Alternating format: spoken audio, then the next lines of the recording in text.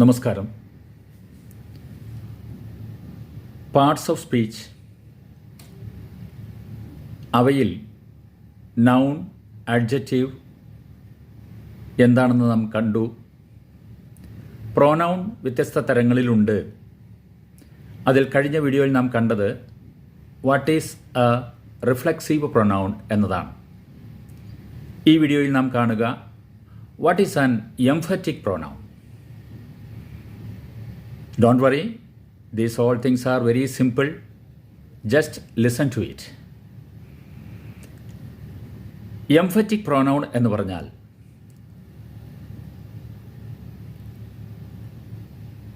ചെയ്യുന്ന സബ്ജക്റ്റിനെ, കർത്താവിനെ കൂടുതൽ എംഫസൈസ് കൊടുത്തുകൊണ്ട് പ്രയോഗിക്കുന്ന പ്രോനൗണിൻ്റെ ഒരു രൂപത്തിനെയാണ് എംഫറ്റിക് പ്രോനൗൺ എന്ന് പറയുക.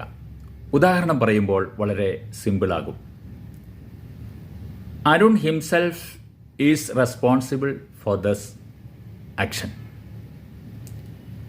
Meera herself did all jobs.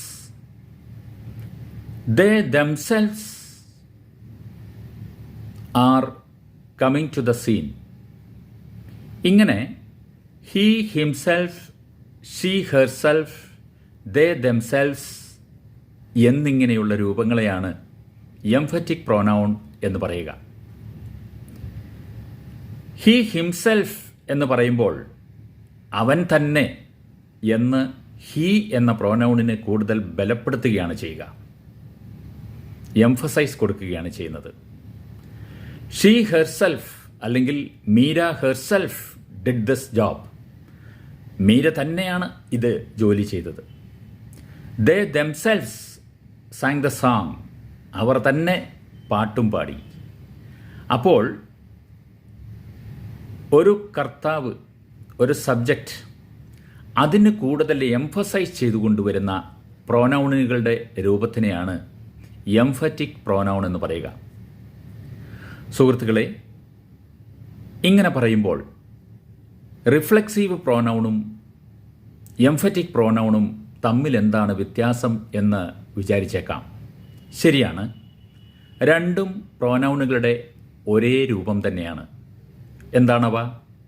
He himself, she herself, I myself, they themselves, we ourselves എന്നിങ്ങനെയുള്ള രൂപങ്ങൾ തന്നെയാണ് റിഫ്ലെക്സീവ് പ്രോനൗണിൻ്റേതും അതുപോലെ എംഫറ്റിക് പ്രോനൗണിൻ്റേതും.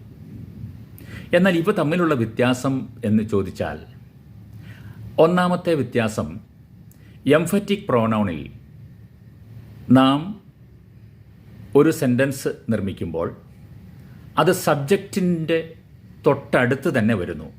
ഉദാഹരണത്തിന്, he himself did this job, Meera herself sang the song, they themselves taught the children. ഇങ്ങനെ ഒരു സബ്ജക്റ്റ് കഴിഞ്ഞ് ഇമ്മീഡിയറ്റ്ലി ആഫ്റ്റർ ദ സബ്ജക്റ്റാണ് എംഫറ്റിക് പ്രോനൗണിൻ്റെ സ്ഥാനം. എന്നാൽ റിഫ്ലെക്സീവ് പ്രോനൗൺ എന്ന് പറയുന്നത് ഒരു സെൻറ്റൻസിൻ്റെ അവസാന ഭാഗത്താണ് എന്ന് നാം മനസ്സിലാക്കിയിട്ടുണ്ട്.